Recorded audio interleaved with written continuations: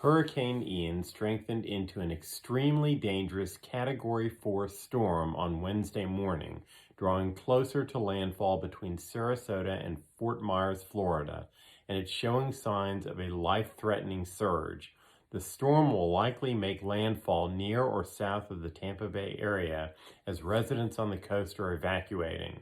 The National Hurricane Center warns that Ian is a rapidly intensifying storm that will cause catastrophic storm surges, winds, and flooding in the Florida Peninsula. The center of the storm is about 65 miles west off of Florida's west coast and moving about 9 miles per hour.